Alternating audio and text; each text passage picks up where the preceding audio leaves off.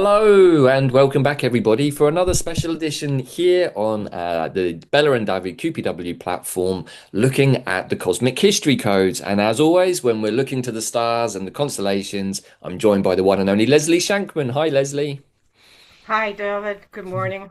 Good morning Yeah, for so me. Leslie, bless her, has got up very early to do this interview, and hopefully we're going to bring through important information in relation to the ongoing investigation and exploration of the legend of Turtle Island and working with the 13 moons, which is also part of the sacred 13 system, working with the 13 signs of the Zodiac, including a Fucus, of course, working with the 1320 calendar, working with the 12 strands of DNA plus the mystical one that makes the 13, and pretty much any other corollary we can find that opens up the 13th gate in a new way. And so, one of those pathways that we've been exploring, myself and Leslie, is with the Stellar Nations family. And we've had a lot of fun, Leslie, especially, I feel, drawing Mhm. the correlations between the tones of the 1320 calendar, the 13 steps of the ascension ladder, as we call it, also on our platform, the navigation guide to quantum consciousness. And each tone is like a dimension, but it can also be related somehow to an aspect of our DNA in some way. And so we've been exploring this, and here we are at moon 5, which is the radiant peacock moon or the overtone moon. And Leslie has brought forth one of the stellar nations family that she has been feeling into that seems to be the fit for this particular tone. So hopefully, Leslie, I did a reasonably good job of putting that into some context for everybody, but super excited to learn about today why the male and female serpents are your designated stellar nation for Moon 5 and Tone 5. Okay, I'm excited to tell you about this. And I Great. do have to say that when we do this conversation, and even me putting it together, we are have to be eagles. You know that how eagles circle in the sky, they go around and around. This conversation is kind of spirally, going in different bits and pieces that then really all come together. They're all together, but may not be together in our mind as I do different pieces. So let's Okay. just get into it. And the other thing I realized about this, my glyph is the world bridger. And I hope this is a good, when we're done, you can tell me. Okay. Did I manage to be a communicative world bridger? Because I just kept getting different pieces that were like, no, this is important, this is important. And I couldn't see the whole picture at first, but then they fed each other into a picture, which I hope I can portray to you. Yeah, you're talking to a cosmic Skywalker, Leslie. So you're the next step down for me into the groundedness. Like I'm even further out than you are. But that, I think that's Yeah, why I we have know. these. Sometimes I have deep empathy for you now, David, like I never had before as I've gotten more into, to Right. be honest with you. But this sounds like a very QPW style investigation. We love to do decoding and sleuthing work and working with lots of pieces of the jigsaw without any expectation of what the picture's going to be. But then magically, as I think me and Leslie have shown many times, and me and Bella on the platform and many immersions, it all does come together into something that is not just coherent, but is often utterly spectacular and magical. So, where are we going to start, Leslie? Okay, we're going to be going back and forth a little bit because we're weaving some of the things we said with some of the things we haven't said, and then watching what the weave, Okay. how does it look together? Hmm. So to go way back, we could say, look, we're looking at these wave spells. And what is a wave spell? If I take the words of Jose Arguelles, it's a primary template for our evolutionary advancement. And when we understand the wave spell in its entirety, we reconstitute our basis of human knowing, right? So we've got this 13 step development cycle of frequencies. And we've been relating those frequencies, which you've been speaking about so articulately, you and Bella, in the quantum compass and in teaching us the Mayan wisdom. And then I've been feeling into, well, is there a corresponding piece of us, a nation, a stellar nation? And so far, we said, yeah, Moon 1, which is magnetic and define our purpose, that really resonates with the unicorn because that's the aspect of us that's the dreamer and comes up with the dream is the morphogenic field that would have enough power then to pull creation in around the purpose. And then the lunar tone, we said, well, that once we have the dream, we often run into challenge. It comes into the duality or polarity. So Mm. we're exploring both sides and getting challenged. The reason I picked the winged lion for that is because that's the part of us that has really the most central and biggest dream or purpose, which is to be vehicles for the divine, to be agents of the divine, to be fifth dimensional beings, essentially. So, of course, if we're going to have that aspiration, we're going to run into a lot of challenges to that. Then we had the electric tone of service, and I identified the angel for that because the angel is the electricity is sort of just that verve coming out of the divine mind, like the current to be part of the divine. And the angel is responding to that. The angel is responsible for that. The angel, you know, his whole mission is to uphold the divine and be the agent for it.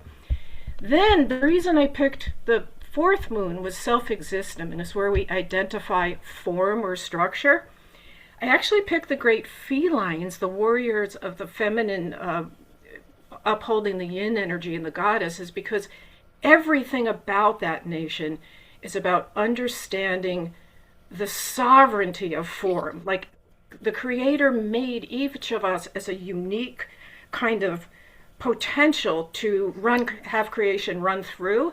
And we each have the right to know that, to be sovereign for our own selves, but also for the creator, because the creator wants to come through us in that unique way and be reflected. Right. So we talked about how 1 through 4 are foundational. If you have said that and you've compared it to the elements. Mm-hmm. And then we come to the fifth tone, which is called the overtone, and we need to find our center and rise. We need to take command. So I felt very deeply that the male and female serpent are related here. And what I want to remind us of is we often think when we look at the stellar nations, and even in ourselves, when we think of masculine and feminine, we think of different qualities that are very different, that aren't united. The masculine and female serpent are one nation. Mm-hmm. Inside of us, we are both masculine and feminine. So this is going to be exploring from many angles what this means energetically and how do we take that in and take command of that.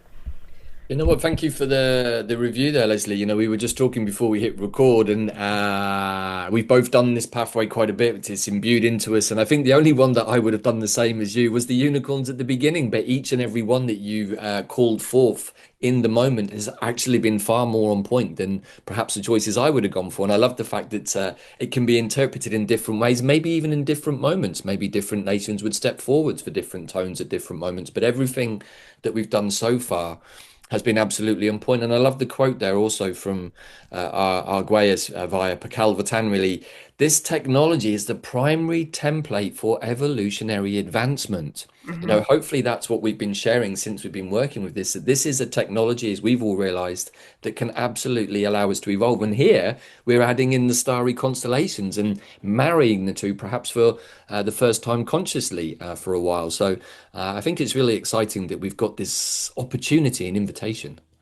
Okay, well, you just anticipated a little bit what I was going to say about tone 5 when you said Oh. entering the starry constellations and marrying things. Uh, Tone 5 is about empowering, commanding, and coming into our radiance. We are activating our sacred center. So tone 5 represents really there's an invisible center into everything, a center point within everything. There's the center of the earth, there's the center in each of us, there's the center of the solar system, there's the center of the galaxy. And I want to say, do you see it? Because when we embody our center point, we're in every other center point as well. And when we experience our consciousness as spanning the expression of each center point, we're using the eagle's observational perspective, okay? And I'm going to keep developing this, but is that clear there? yes, it is. Yes. So this is really taking us into, hey, we're multidimensional, and there's an operational principle about it. And I think I think we're gathering the strength to have the radiance to know that right here in the overtone at this point when we're commanding out of the foundation of the four elements.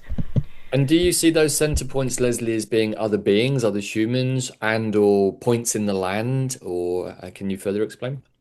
I think that we would give credence to what we learned in the last moon, where we form and structure self-existing.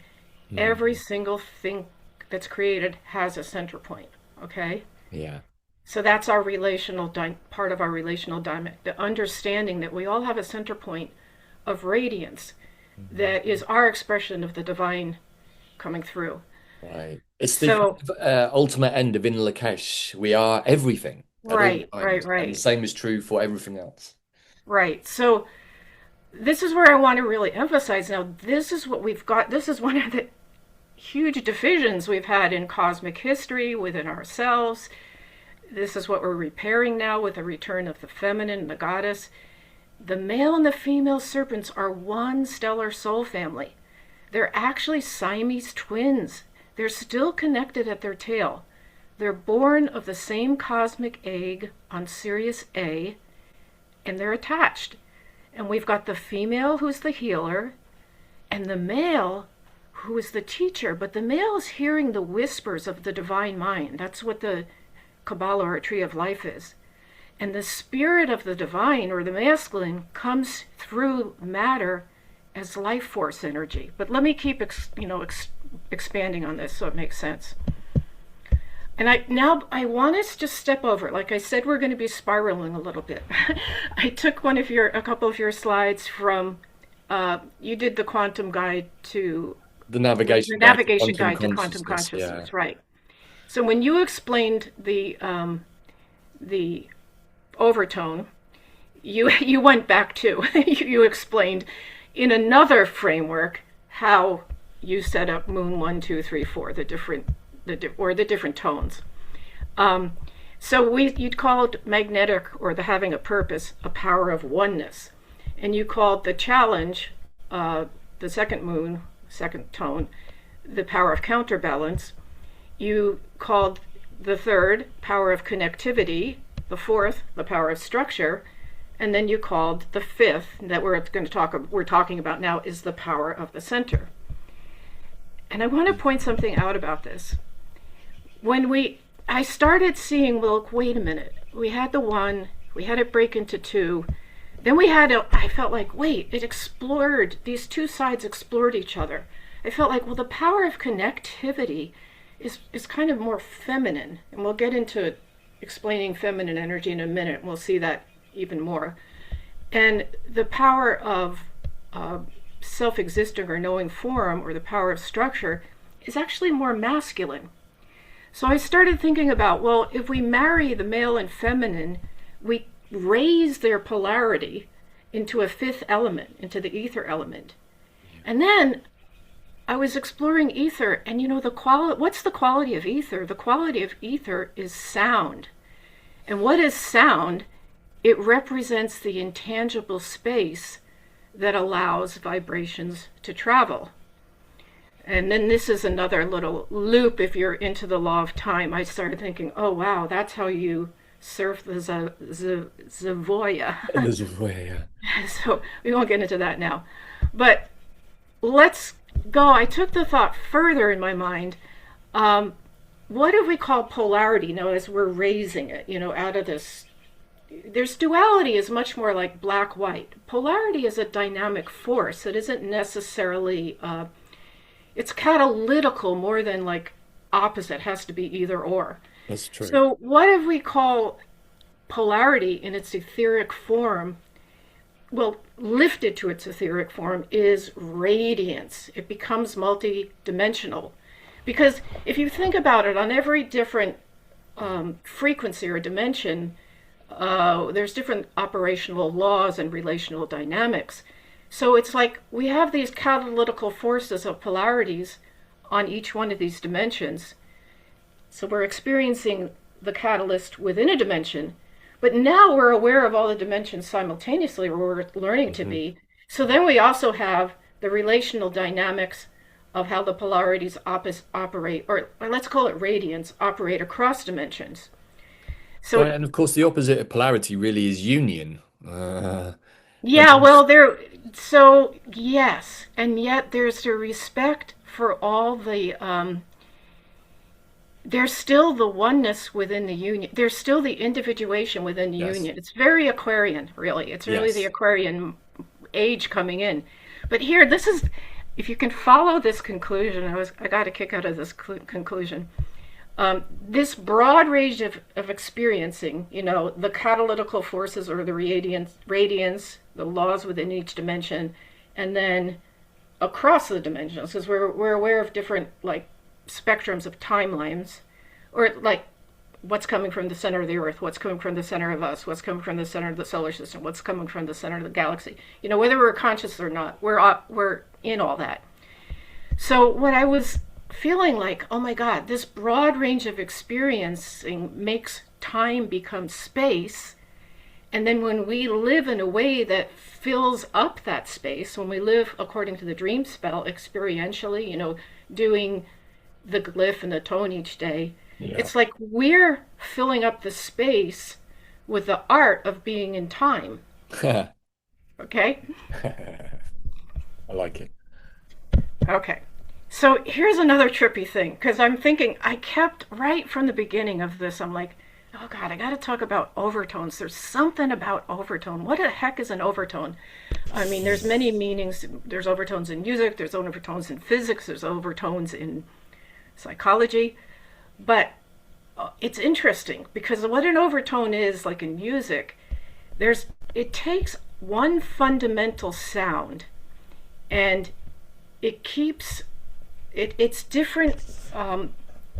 It's different patterns. It's the same pattern, but divided into different rhythms of it or They're like experiences different of it. expressions, maybe, of the same Yeah, well, the base. way, like, it's typical. Let me just read what the Yeah. dictionary thing was for music. It's a type of harmonic with a frequency higher than the sound's fundamental frequency. So, in other words, they're saying, well, there's one fundamental frequency. But then when you take overtones are pitches that are greater than the smallest pitch that's within individual sound. So the fundamental is the lowest pitch, but then what happens is you can have repeating patterns of that pitch. So what it started making me think is like, well, I just talked about how we're connected at resonance centers. Well, look, here's a fundamental pitch or a fundamentalness of us, and then when we experience different frequencies or bands of time or have different, our consciousness expands out, we're finding centers within these different that are common to this fundamental tone, but within Mhm. these different bandwidths really Bandwidths, of yeah. experience. It's a little, I know I'm reaching a little bit because I don't know exactly how to explain it, but I think it's important. Um, Maybe, Leslie, so we could look at the fundamental as the basic blueprint expression of energy that's come through frequency, which we perceive to be sound. But the first, second, and third overtones are evolutionary potentialities from that fundamental. It's the same sound, but reorganized or recalibrated to come out with a slightly different effect, maybe. there's that, but I also want to say that I'm comparing this to our own experience as a consciousness. Ah. Okay? Um, Hmm. so we have overtones, also known, it's a kind of a resonance. And in the process of resonance, a body that vibrates at an inherent frequency, let's say that's our fundamental frequency, is exposed to external vibrations of an identical frequency. So let's say that we have the Earth frequency coming to us, we have the soul star frequency, we have the galactic, whatever. Hmm. Whether we know it consciously or not, we're vibrating them. I get it. So, and due to this phenomenon, the body vibrates or resonates at a larger amplitude. So I'm really kind of comparing this somehow to our consciousness Yes. and our potential embodiment of a broader span. Okay? So So let's just keep maybe going. could we say the fundamental is maybe like a 3D? That's our basic iteration here in the density, and then the first, second, and third overtones are other stratospheres of our consciousness, like the Eagle 5D or the Christ consciousness 6D, and they're Yeah. all going on at the same time with the same energy frequencies, but they're different, but of the I one. think that's what I'm getting at. Yeah, They're I get it different, but now. they're not different because there's a resonant center Right. in each one that Yes. really is Mm, toning together, so to speak. So I think it's really about this is what we're all in pursuit of. I get We're it. in pursuit of ensouling or bringing in our larger consciousness. We're in pursuit of connecting our cosmic heart to our human heart. And if we take that maybe a step further with what we've been doing in the Stargate Opens, working with our central channel and the mystical column, well, it would make sense that the most easy access point is our sacred center because it's like an oscillating chamber. We're full of frequency and we can just pitch up and down the elevator and just stop off at the overtone that we want to receive whatever that part of our consciousness Well, wants there to you go. communicate. Yeah, and Like, I'm going to bring that in some more. You mm. know, of course, you're going to anticipate what I'm Sorry. no, I mean, no, it's good. Okay, so let's just make this is where I say I want to gather a bunch of different ideas come Mhm, together. okay. So, when we speak of masculine and feminine, we're not referring to gender. They're qualities of energy that live within us. The feminine is subtle, intuitive, imaginal. So, she invites us to receptivity and presence. We can think of that as divine imagination, whereas the masculine we can think of as divine will. So when the feminine is supported by the clear structure and protective energy of the masculine, new creation becomes possible. And that's the union we're remembering now. But we're also being distracted from the feminine energy. And that's exactly why her presence is so vital now. Because if we don't introduce the feminine presence, if we don't get both halves of us to come into our radiant center, we stay stuck in reactivity because we forget how to soften, we forget how to receive, we forget how to remember what's actually true. So when we allow ourselves to get quiet and to stop trying to control everything, then something ancient begins to surface within us, and it's something we feel with our whole body, and that's the divine feminine being about embodiment. And this is just, I'm taking some things from the writings of Jose Arguello's partner who's continued the work. So here's something else. This is again, I'm just pulling, because we're respecting different bandwidths. They don't have to make sense now, but I want to pull them in because I think it's just an honoring of, wow, there's a lot going on. So from the third eye, these frequency flows pulse upward into the omnigalactic source at the crown chakra, where they are transduced into the memory fields of, this is another explanation of feminine and masculine, they're memory fields of the Alpha Mother Galaxy, which Stephanie South Jose is calling the primal past. And the Omega Father Galaxy is the primal future. So she says the mother can be thought of as the AC or aboriginal continuity. So aboriginal would be that native knowing, and then the father can be thought of as the CA or the cosmic awareness. It's almost like you've got like body and cosmic, and that's exactly goes back to what I said before about marrying, the male serpent being the whispers of the divine mind coming through the body. So anyway, both the AC, or the past, and the CA, the future, are essential flows for integrating the whole picture of time and consciousness. All right, let's just keep going. That's just an honoring of that the principles of masculine and feminine are very integrated, need to be, and they're more than when we stand on the street and look at a female and a male body. Okay.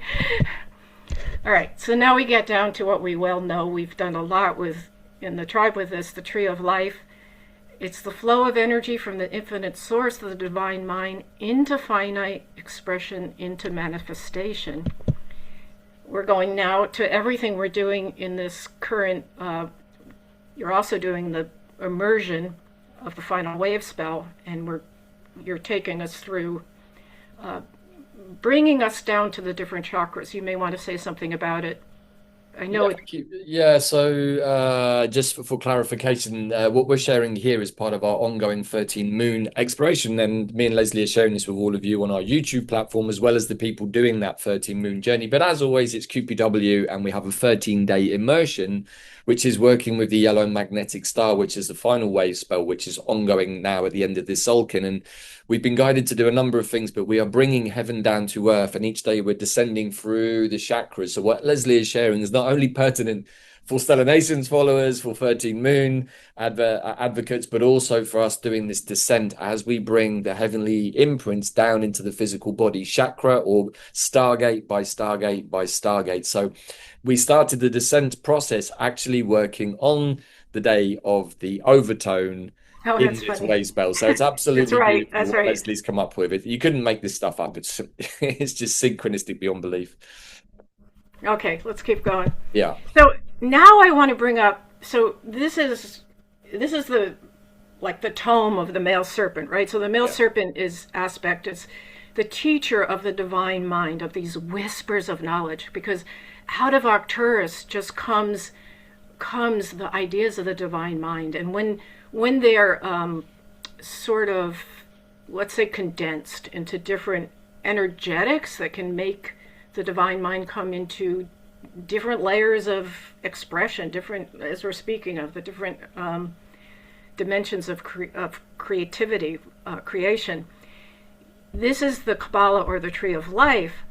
What I want to point out is this is there is a yin side of it, with yin being more receptive, let's say the feminine energy. There's a masculine side of it, being more yang, or that moving energy. Now, there is one gate where everything meets, and I'm going to suggest that this is basically our radiant center, and it's the knowledge of rebirth. And I just want to paraphrase from the Stellar Nations books a little bit about what is this knowledge of rebirth, that everything, all the other knowledges feed into it. You have to know basically everything to have this radiant center. Okay? So what You know you've what, got. Leslie, as you're saying this, it's making me think it's almost like our embodied internal version of the galactic center as mapped out internally somehow, where all roads lead to something like that. I mean, it's many, many, many, many things, but when I look at it like this is the image that jumps out. It's like this is how we can connect to the galactic center through our sacred center. Yeah, because somehow all those resonances and overtones are ringing the centers. And yeah, and then this itself, if I let's just Yeah. let's say the gate of rebirth. I'm going to just paraphrase real quickly. Gate of rebirth. Okay. This is where the law and wisdom of the ascension and transfiguration belong, which are truly great mysteries. This is the mystery of the extremely significant secret of stepping out of the cycle of life and death, and how to turn the knowledge of, or dying and ending, into creation again. Okay? So that's what the knowledge of renewal is. The wisdom of rebirth includes the knowledge of the bardo, which is the passage between life and death. And we have to know all these other things to be able to do this. Let me see how much, I don't want to read the whole thing, but this vortex is also important because this is where the mystery of getting higher and higher from certain dimensions, planes of existence is held.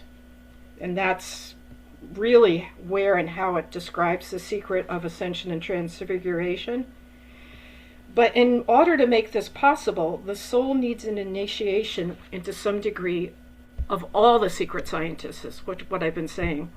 Yeah. So, and it's not a coincidence that the central swirl is connected to all the others.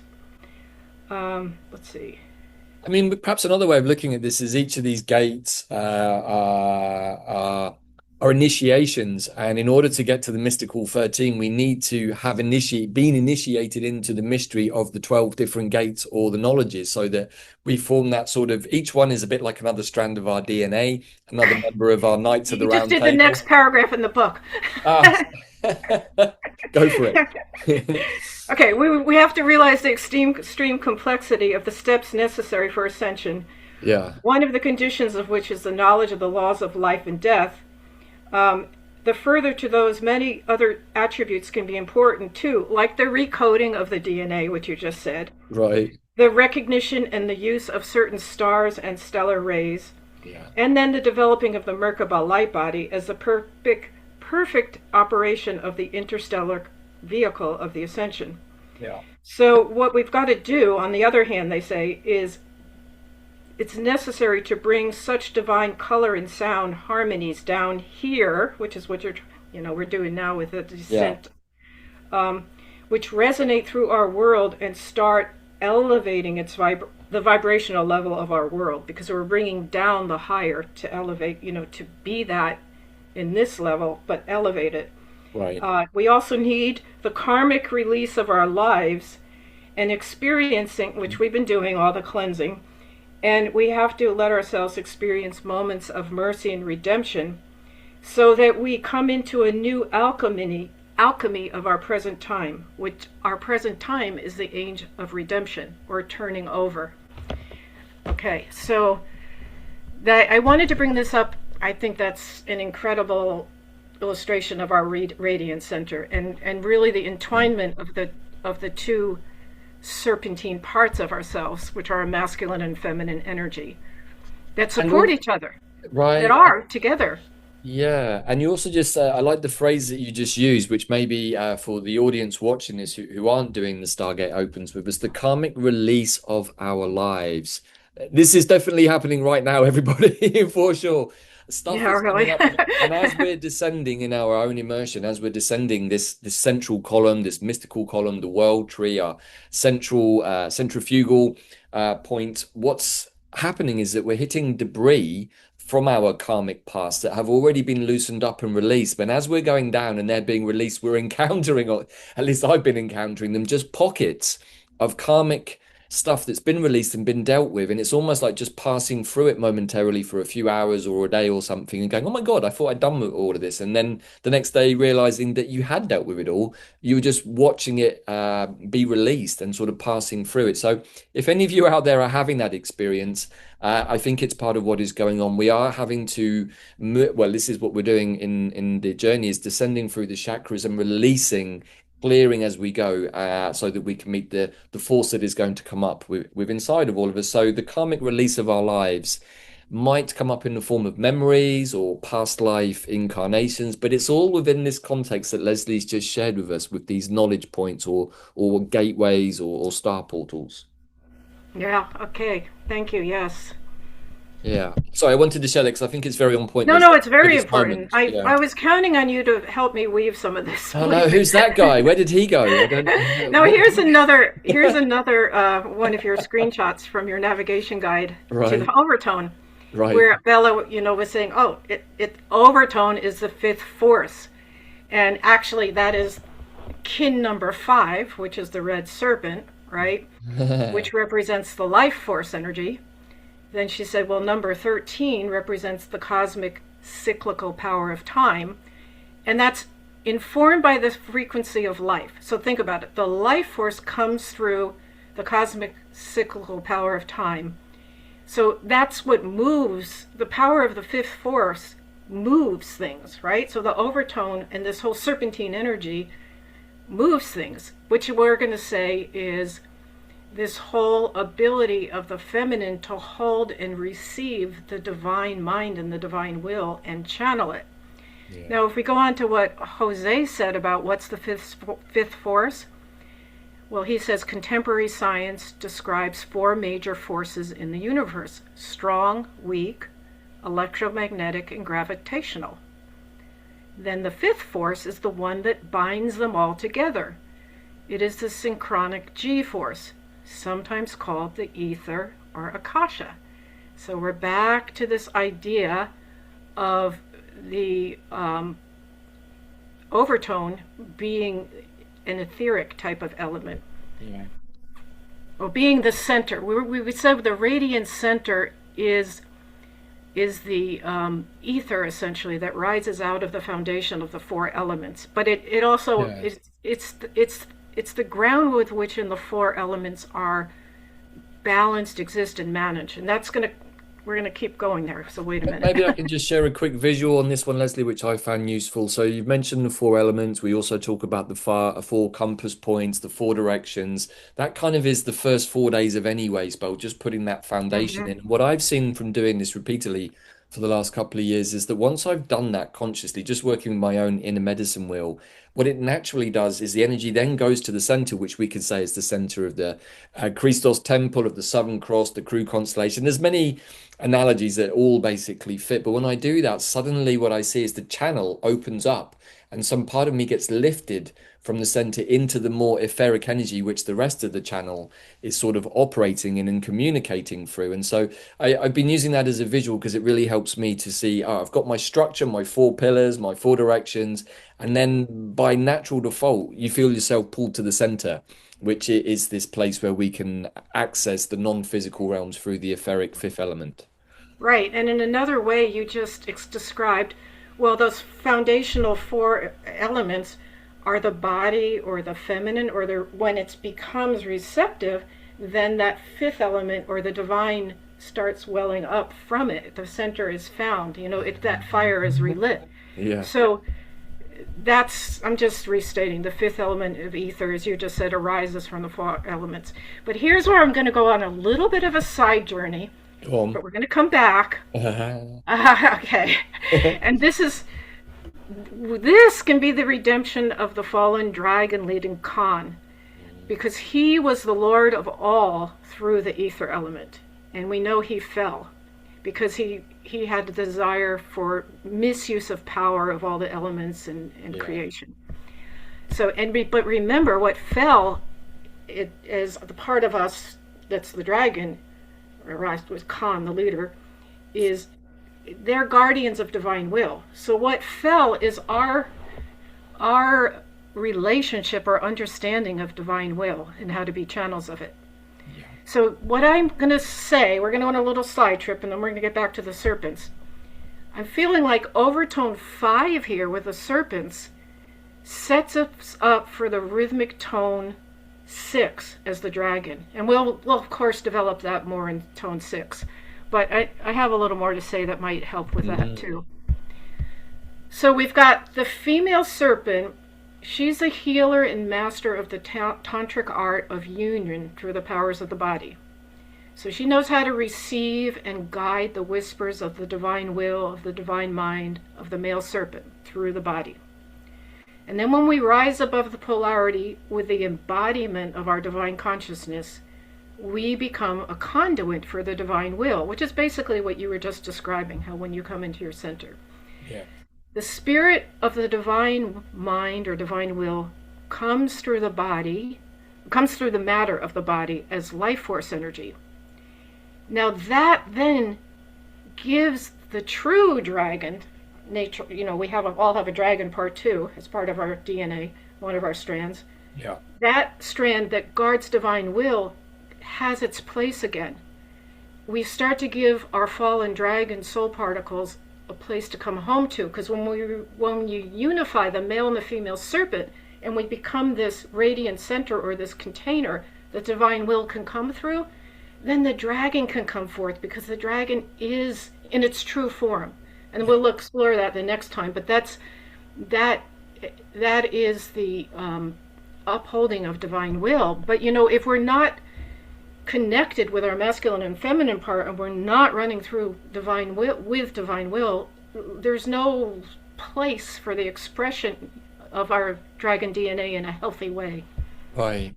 Also, Leslie, maybe you've got a slide for this, but when I think of the Khan dragon, at least on a personal level, and through working with the four elemental dragons, as I have done for many years, when they became reintegrated and they were more of a whole, then what appeared for me was a rainbow dragon, a cosmic rainbow dragon that was the embodiment of the four elementals. And so I like to think of the ether dragon being a bit more like that as the sum of the parts. And perhaps when the dragons fell, they got fragmented into the four elements as separate components. But really, of course, you can't separate them because they're all interacting all at the same time, both Right. externally and internally. There is no separation.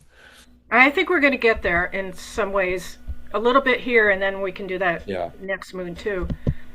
So I am just going to refer, which I've referred to already, but with this Order the slide, we've fifth got the element. great Khan, who is the ruler of the dragons, keeper of divine order.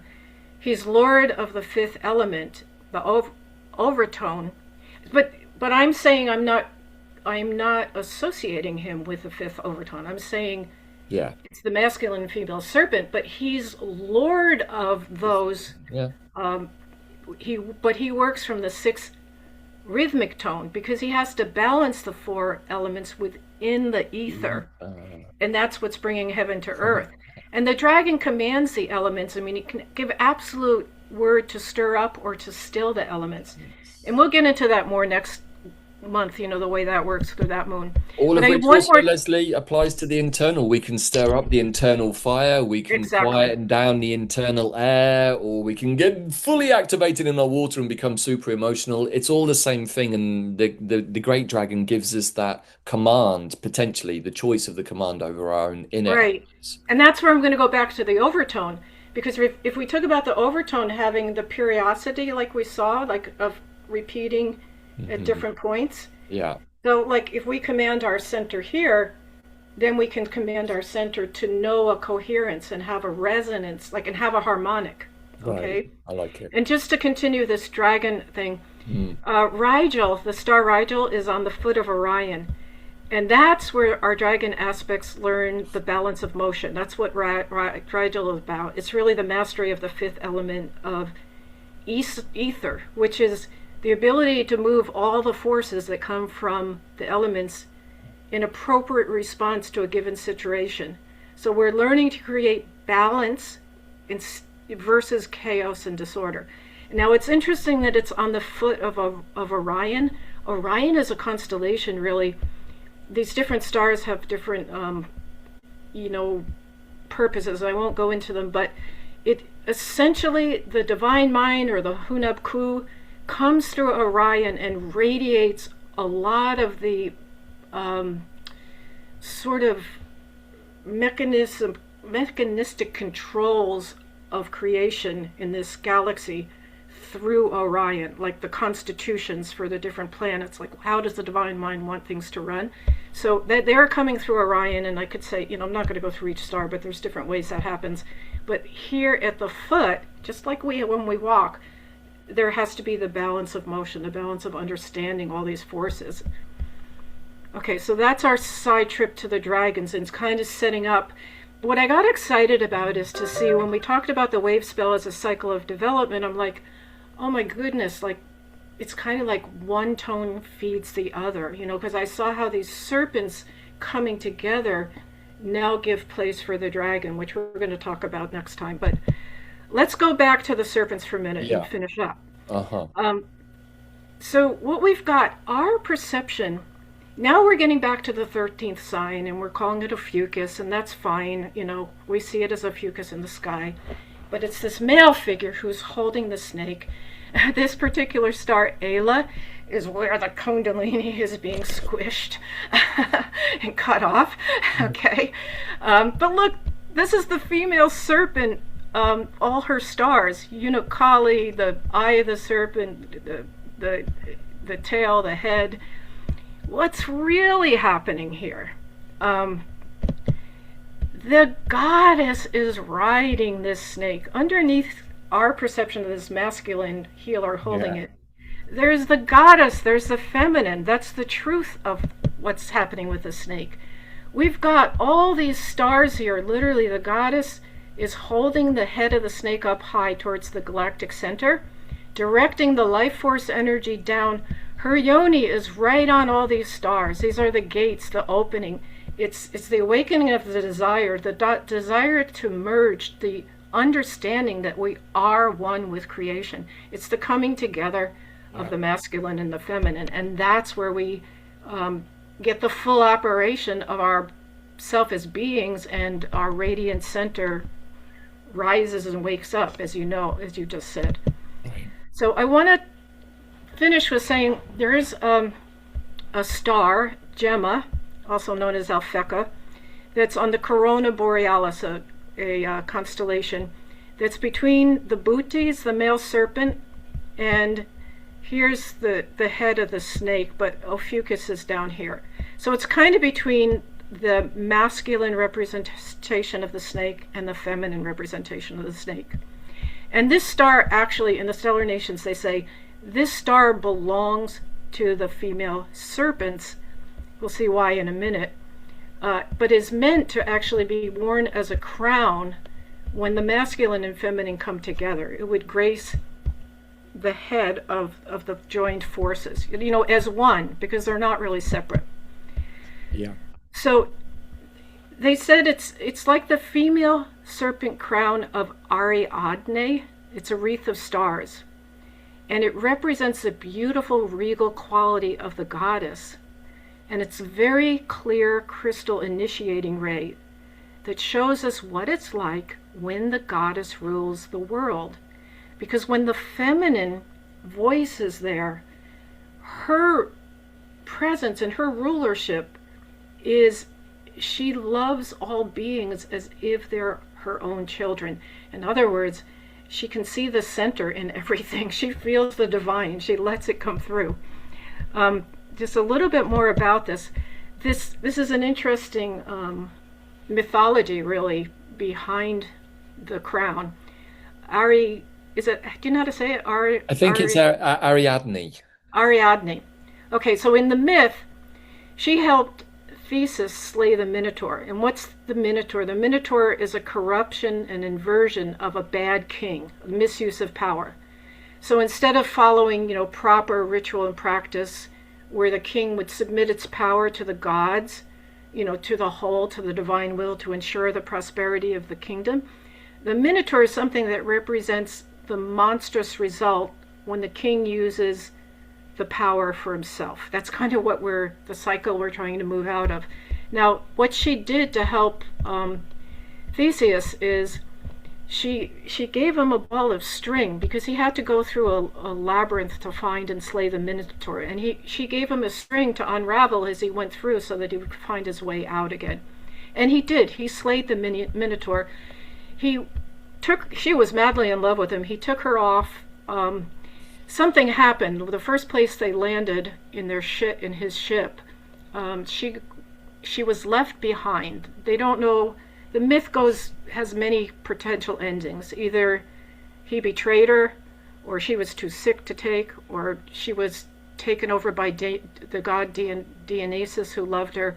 In any event, what happened is supposedly Dionysus, and I'm not sure I'm saying that right, threw her crown up into the air, and that's what the Corona Borealis is. Yeah, that's the So myth. there's this very kind of poignant, mythical thing in our consciousness, which we have with myths. They carry these shadows and shades of the truth and the dynamics. Myths are really energetics. That's exactly what the stellar nations are. The galactic myths are just showing us the energetics that we're involved in now, in story form. Did you know that Ariadne is proposed as the snake goddess of Crete? Oh, okay. That's interesting. She's Because also, because this is that's her crown, this Corona Borealis. right. So again, I repeat, when the goddess rules, she loves all beings as her own children, right? The crown is on both.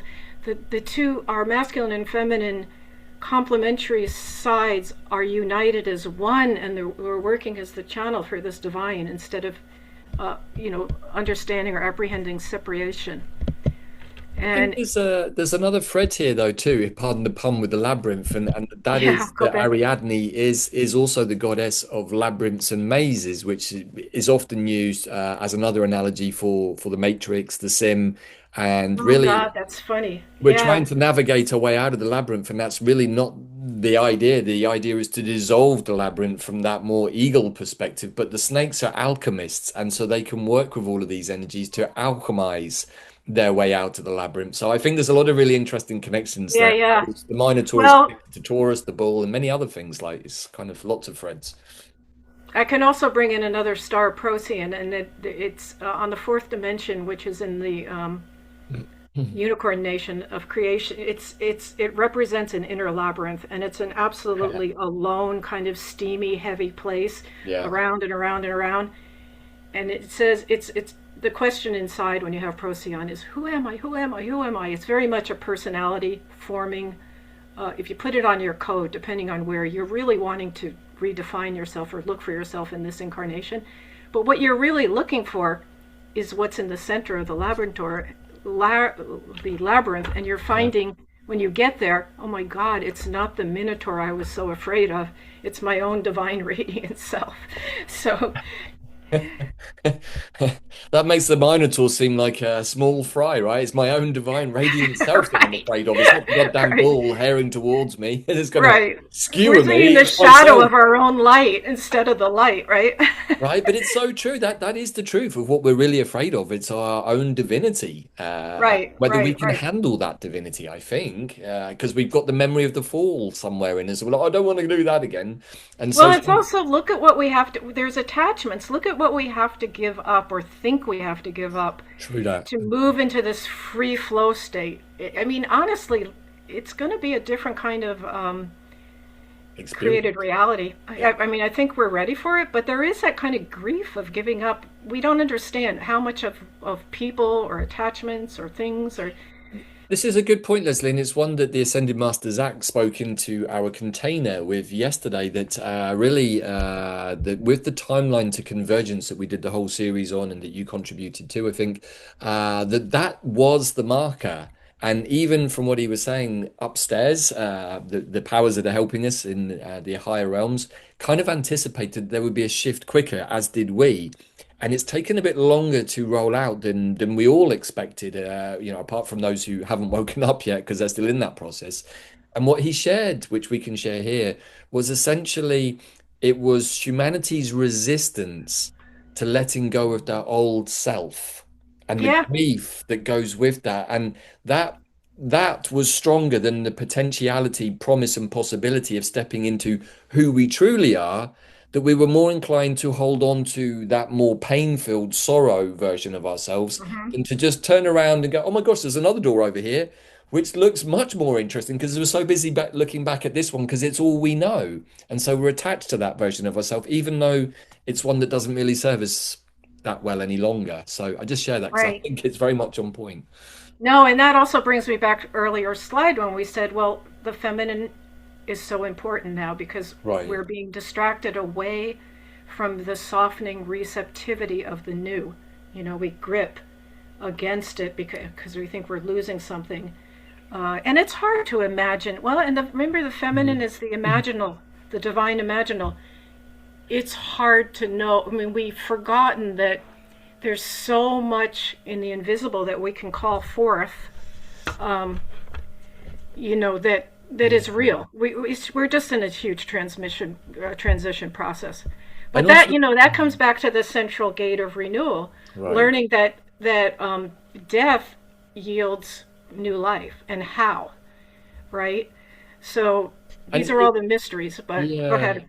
It also speaks of what you were talking earlier of to do with polarity and polarity and duality are not the same things. You're absolutely right to make that point. But what I have been observing over the last few weeks and even months is, and this may be what Zach was getting at in some ways, is that the process we're in now, there are many so-called crooks, let's just call them that, however we look at it, that we are being goaded, guided to us that need to be dealt with publicly, humiliatingly, and maybe they've already on their redemption path. But what I've observed is that the forces that want us to look at those files where all of that information is contained. What they're really doing is goading us to go back into a reality that we've actually already left. Because in that reality, forgiveness was given, understanding of non-duality, all of those things. And so by throwing us the fishing line with the carrot on the end of it and saying, hey, but don't you want divine justice for those bad people? Even though in your heart you've already done it, we want to take you back there and make you relive it. And I'm like, I don't know if that's actually really that useful. If we've already done the forgiveness and redemption in our hearts, then all we're doing is going back and digging up an old Pandora's box to reopen it and re-traumatize ourselves with. You know what? I agree with you if you're kind of a developed person and you're Right. aware. Yes. Yeah, of But course. honestly, I think it's a wake up next mechanism that's needed because it is so shocking. It's true. Many It's people very true. don't understand how Oh, God. misused we've been. Yeah, And that's very true, this is Leslie. very blatant, and it's gonna get, if it all comes out, it's gonna have so many tentacles, you would say, Yes, very of deliberately, would you say? yeah, Yeah. but you can't even believe it. Yeah. I mean, some of us have been, I don't know, whatever. You're coded to come in and you see patterns from early on, and but some people aren't, and Yeah. unfortunately, this might be a kind of a wallop that's necessary. I agree, and I say that more for the benefit of our audience rather than for the benefit of the masses who probably are more in that space. But I guess what I'm saying is for those of you who are in that more possible elevated space, try to keep going to the eagle because I see kind of a trap that's being laid for us a little bit. And yes, it does need to be exposed, but what doesn't need to happen is for us to be or for the collective to be Yeah, yeah, re-traumatized by memories that they weren't even aware of things that may have happened to them. And I'm like, yes, maybe it needs to be released. Does it need to be a long drawn out thing that goes on for months? Not really, because right now things can be alchemized in the space of 24 hours or even in a single okay. moment. So what you're Yeah. speaking of, yes, it's very real what you're speaking of, and you're speaking of the need for us to take responsibility if we're on that part of the ship, so to speak. If we realize this, we Yes. really have to stay with that vision. We're Yes. steering it, we're kind of casting a light down. We're being the observational eagle, not engaging in it, watching in it. um, we have to let it happen. We have to sort of Thank you. give that sense of guidance towards something. So you're right. We have to keep our center in our heart. Yeah. Our overtone has to be going like on every level. So Thank you, Leslie. Yeah, that's a yeah. better way of kind of summing up what I was trying to No, share. I think, but your point's a good one. I think we need to know that we have a responsibility.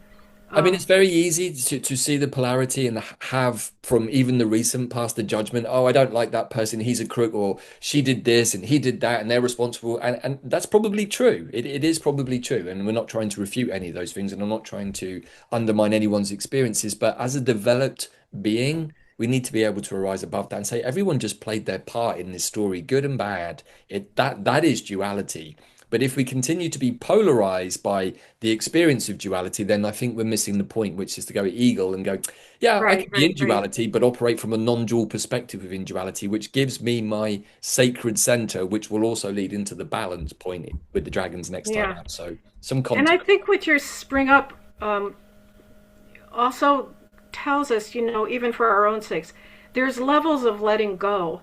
Like maybe I'm not in such grief anymore about, well, I can accept if my kids are going to go this way or whatever. I mean, I just have to. Yeah. I'm not, that's maybe personal, not, I'm giving a universal Yeah. example. Um, but now as we develop more, we've got to let go of any need to think we need to steer that ship. Yeah. We need to be looking ahead to the newer truths and saying, "Look, I want to shine the light of it for you there. I want to show you that there's a light ahead." But we really can't do much beyond that in the sense that we can only offer it and and stay by it so steadfastly that it keeps the light on the path, and then hopefully enough people find that path or see that path, but it's up to them to walk it. And we don't, that's part of the new, I don't know, we're responsible but in a different way. Well, and also if we think about the phrases used for the dragon in the Mayan calendar, it's being, nurturing, and birthing. So if we think of it in just being, it makes sense that you would ascribe it to the sixth tone, to the rhythmic tone, because that's where the balance brings in the sense of just being. I don't have to do this. I can see all of this, but I don't need to do anything about it. I'm just aware of it. I'm just being in the energy of Yeah, around yeah, me. yeah. But it doesn't affect me either this way or that way because I'm in my center, the middle path, as the Exactly. Buddhists would call it. Yeah, and thank you for saying that because that's exactly like the inner process I went through to say, oh my God, the dragon bursts out of this. You know what I mean? Which Right. is why I'm Yes. getting a real kick out of doing these Yeah. tones now. It's like, oh, these are parts of ourselves. This is just another way to look at it.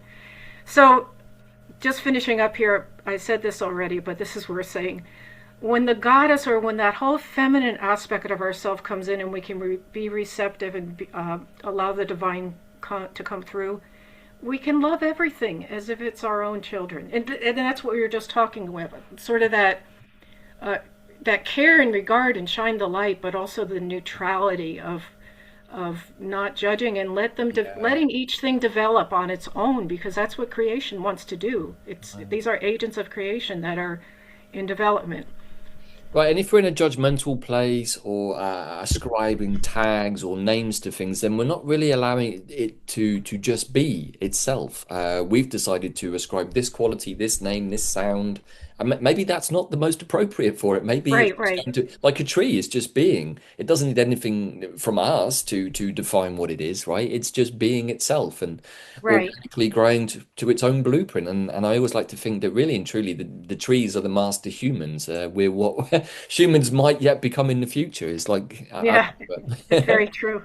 Hmm. But and then what I think this also says is, my goodness, the whole feminine, the truth of the feminine quality and the receptivity and the containment and the love of the feminine has not been around for so long that we're just learning it. So we have to give ourselves the inner forgiveness and grace. But that's where the commitment should be, perhaps, to those of us who really want to, point the way, is Right. to is to being willing to. We need to use our strength to be non-judgmental, like you said, but to be receptive and kind of be like. Well, here we go to the next quality. This Gemma alpheka is also a feminine expression of the winged lion aspect of ourselves, and the winged lion is the ability to use power in the correct way, the right use of power, and to be a leader or a ruler or king that way, but king or queen. But what that means is it's that very noble virtue of being able to run the high frequency that entrains up the other frequencies.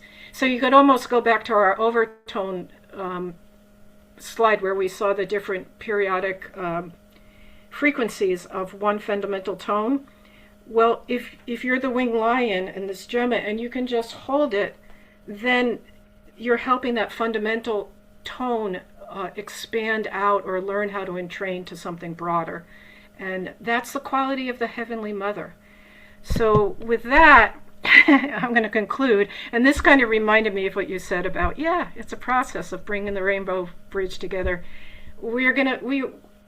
This is a call to this, especially this moon, this time, to occupy our radiant center to really like gong the overtones, okay? Right. Like feel the span. So what we're doing is we're activating the remembrance of our human heart and our cosmic heart as one. And that happens when we bring the true nature of ourselves, what the female and male serpent are. They're representations of the god and the goddess. And in the stellar nations, we learn that the creator made the god and the goddess as its faces of itself, its two faces. And it was almost like they represent in their complementarity and their back and forth the love song and the lub dub of the heart. You know how the heart goes lub dub, lub dub. There's always a call and a response between the heart, between the Right. god and the heart, goddess, but also between the creator and creation. So all these things tone in these different dimensionalities, but they have commonality in their patterns. So anyway, I had fun doing this. I hope Yes. I hope it all came together. It makes a lot of sense to me, and perhaps if you just want to take the slides down, I'm just going to add in a couple of slides that might just add something at the end as a wrap up. I'll be very quick. Let me just see if I've got them here. Is it this one? Yeah.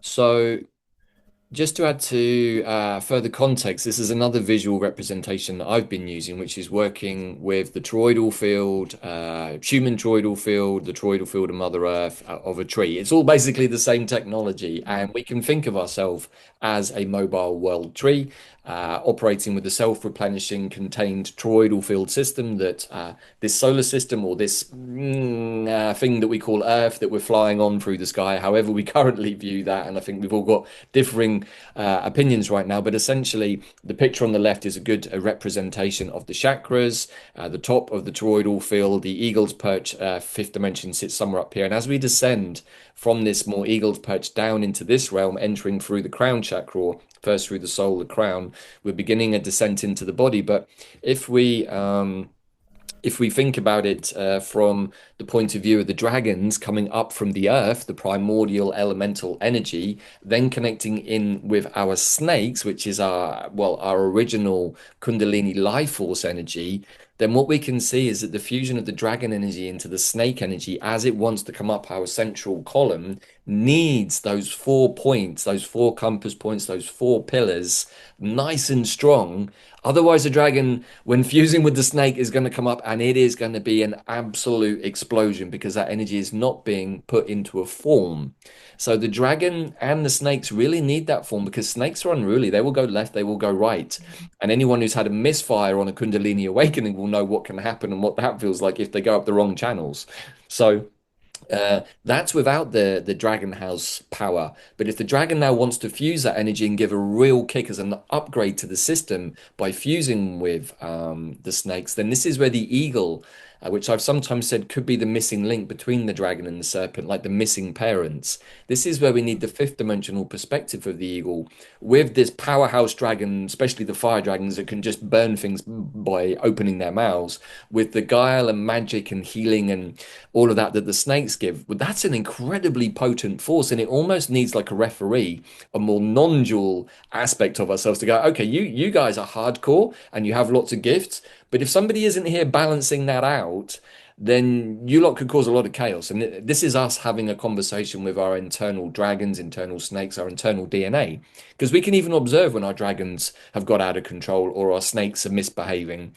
And that may have been somewhat okay in the old paradigm, but now that's not really an option. We have to bring them into a place of not control, but perhaps more of management so that they can do or just be what they need to be.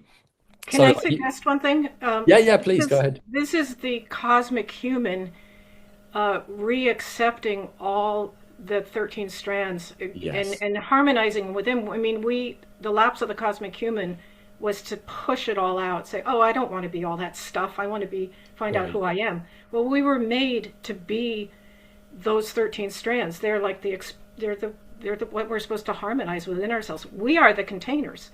Right. So, yeah, we need that observational perch and to know that that's our responsibility. So I'm totally agreeing with you.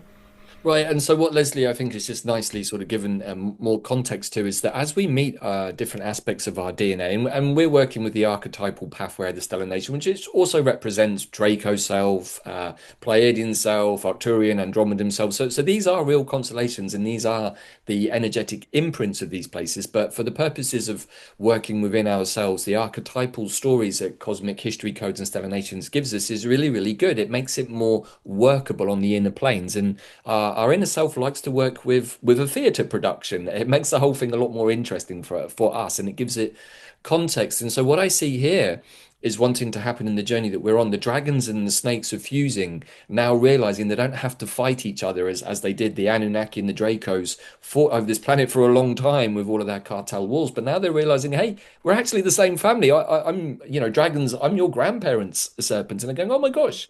And now the birds have come in. And if you look at the face of a bird and look at the face of a snake or a lizard, there's a lot of similarities there. Now, we could also say the reptiles could be the missing link between the dragons and the serpents. So I'm just playing with this a little bit.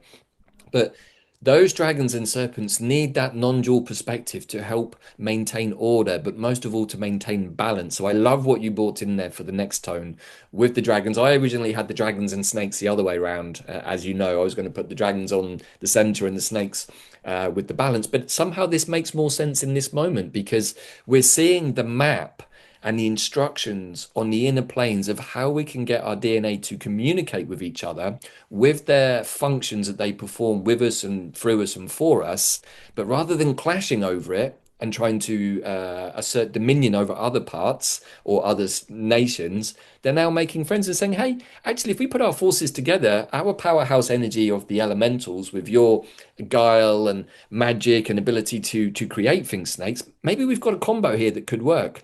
But maybe we need a balancing energy in between so that the eagle could give that, all of which we could understand conjoined is the feathered serpent that is Quetzalcoatl, the bird, the dragon, and the snake. But now wanting to come together in a different format, which will actually elevate those aspects of our consciousness and form a working relationship, which the other stellar nations and other DNA can also fit into. So that's what's been coming to me during this wave spell. But I love to use pictures and maps as a way of helping me to understand like what Hmm. I can see on the inner planes. But I've also found it really helpful when sharing because then we can all step into a more conjoined Exactly. vision or tableau. So I hope that was helpful. Yes, no, thank you so much. I love the way everything's sort of converging, you know.